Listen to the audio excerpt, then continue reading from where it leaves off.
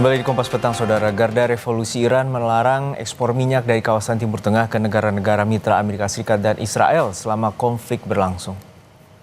Sejak serangan 28 Februari lalu lintas pelayaran di Selat Hormuz juga terganggu. Padahal Selat Hormuz adalah jalur terpenting distribusi minyak dari kawasan Teluk Persia ke sejumlah negara di dunia, dan kini Iran mengancam akan melarang ekspor minyak.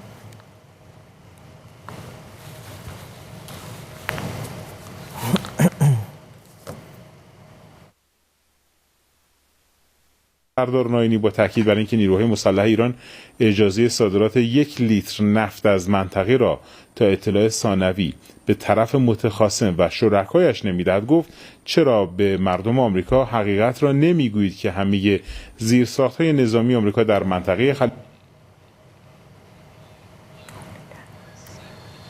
Sementara itu, pengisian bahan bakar minyak di Hanoi, Vietnam dipadati pembeli setelah harga BBM mengalami kenaikan signifikan.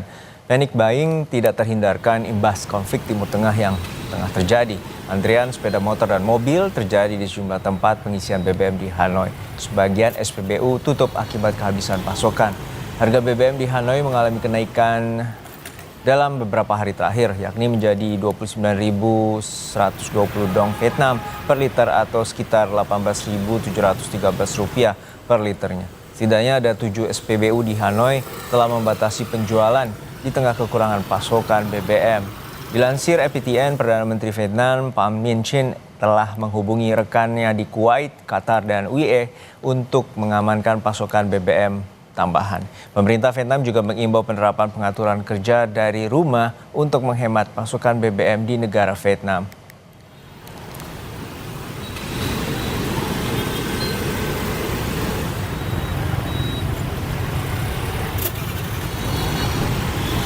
Thì cái việc này khiến cho cái giá xăng dầu không chỉ riêng ở Việt Nam mà nó còn ảnh hưởng đến cả toàn thế giới. Thì đây là lần đầu tiên mà mình phải xếp hàng đổ xăng lâu như thế này. Mình đứng đây từ lúc 6:30 và bây giờ như hơn 7 giờ rồi mà vẫn chưa được đổ. Thì mình mong muốn là đợt này trong cái xăng này mình được đổ đầy bình, không như một số